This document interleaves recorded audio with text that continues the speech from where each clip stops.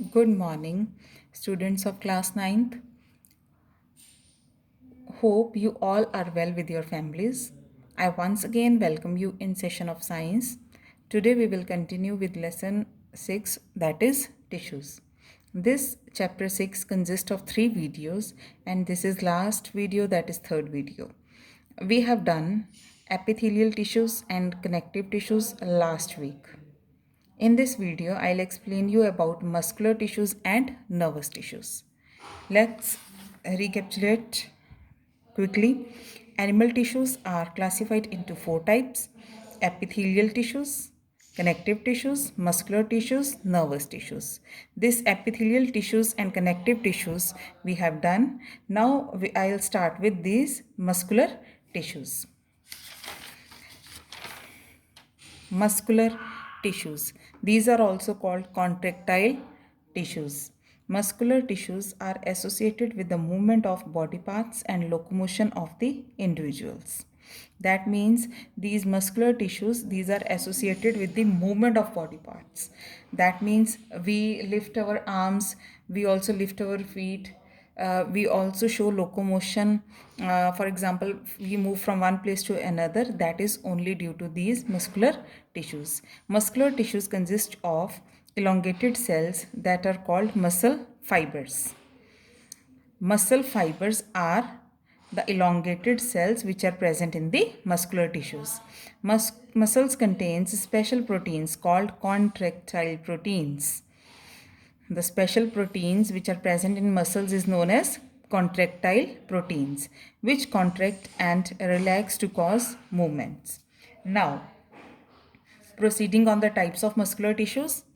Muscular tissues are of 3 types: voluntary muscles, involuntary muscles, cardiac muscles. Voluntary muscles are also known as striated muscles, striped muscles, or skeletal muscles.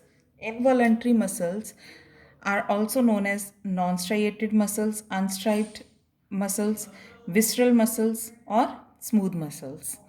And third is cardiac muscles. Now we will study all these types one by one.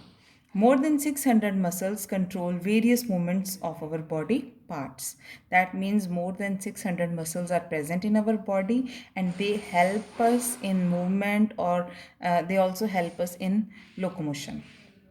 Voluntary or striated muscles. These are called voluntary muscles because they are under our control and moved by conscious will. For example, muscles present in limbs move when we want to move and stop when we decide to stop. Voluntary muscles are those muscles which are under our control. That means they work when we want to move our limbs. Voluntary muscles are present in our limbs, and these limbs only move due to these voluntary muscles. Now, these muscles, these voluntary muscles, are also called skeletal muscles, as they are attached to bones and help in the body movement. These voluntary muscles are also known as skeletal muscles. These are known as skeletal muscles because they are attached to the bones and help in the body movement. These muscles show alternate bands, light and dark bands, thus they are called striated muscles. These cells of the tissues are long, cylindrical, unbranched, and multinucleate. Now, open your books, NCERT books, on page number 76. There are 3 types of muscles shown over here. We will study one by one. First one is voluntary muscles. These are voluntary muscles. This is the diagram of voluntary muscles, this is diagram of involuntary muscles, and this is the diagram of cardiac muscles. Now, in this voluntary muscles, dark and light bands are present, and nuclei, that means there are many nucleus which are present in these voluntary muscles. These have striations, that means lines, stripes. That's why they are known as striated muscles. Now, next are involuntary muscles.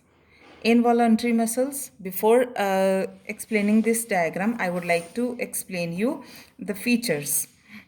Involuntary muscles or non-striated muscles. The muscles which are not under our control are called involuntary muscles. For example, movement of food in alimentary canal and contraction and relaxation of blood vessels are involuntary movements. That means when we eat food, that is passed through alimentary canal, and the movement of food in alimentary canal is due to involuntary muscles. That means that is not under our control, that is done by itself. We cannot really start them or stop them. That means we cannot start these involuntary muscles action, or we cannot stop these involuntary muscles action. Involuntary muscles or smooth muscles control such movements. These are also called unstriated or non-striated, as these muscles do not have striations. The cells are long with pointed ends, spindle shaped and uninucleate. These cells are having spindle shaped. Now I would like to show you the diagram again on same page, page number 76.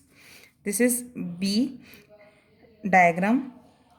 Involuntary muscles, the cells are spindle shaped. This is called spindle shaped. You can clearly see over here. And these are uninucleate. That means single nucleus is present and it is centrally located. That means the nucleus which is present in these involuntary muscles are present in the center. Now, third part is cardiac muscles. Cardiac muscles. This word cardiac means heart. Wherever these muscles come, that means the muscles which are present in our heart are called cardiac muscles. Cardiac muscles are found in the wall of heart only.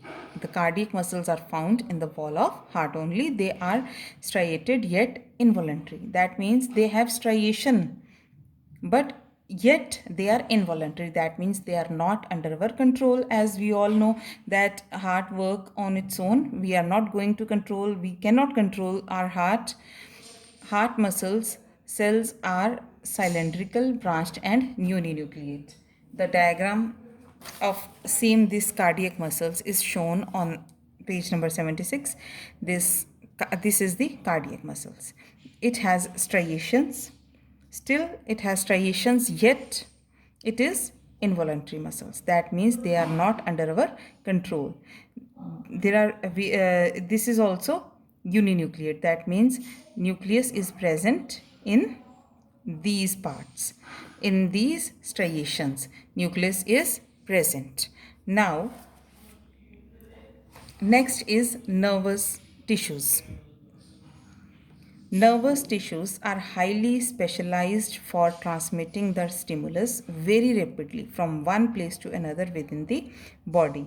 These nervous tissues, they are responsible for transmitting the stimulus very rapidly from one place to another in our body. The brain, spinal cord and nerves are all composed of nervous tissues. The cells of these tissues are called nerve cells or neurons. Now this nerve tissues is very important. Structure of nerve cells or neuron is very important, and it comes in your examination. Neuron. Structure of neuron. A neuron or a nerve cell consists of a cell body with a nucleus and cytoplasm. Each neuron has a single long part called axon and many short branched parts called dendrites. Now, in your NCERT books, this diagram is given. This diagram is given to you. This is diagram of neuron or nerve cell. In this diagram, it is given on page number 77. In this diagram, you can see this is the cell body. This portion is cell body and this tail is axon. Now, this cell body consists of nucleus which is present in the center and cytoplasm. This is cytoplasm. and this cell body has dendrites. These are dendrites. These dendrites are branched and they are present. There are so many dendrites which are present all over this cell body. But a single long part which is called axon. There is a single long part which is called axon. It has nerve endings present at the end and they are connected to the nerves. Now, nerve impulse. The signal that passes along the nerve fiber is called nerve impulse.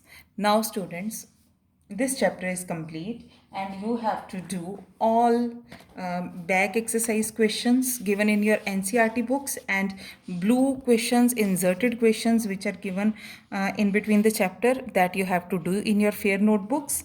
If you have any problem, then you can read the chapter again and again in order to understand this topic and find out answers and write in your notebooks. You can find answers from these notes that I have provided to you.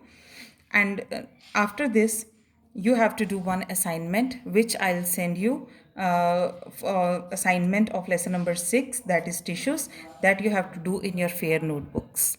Thank you very much.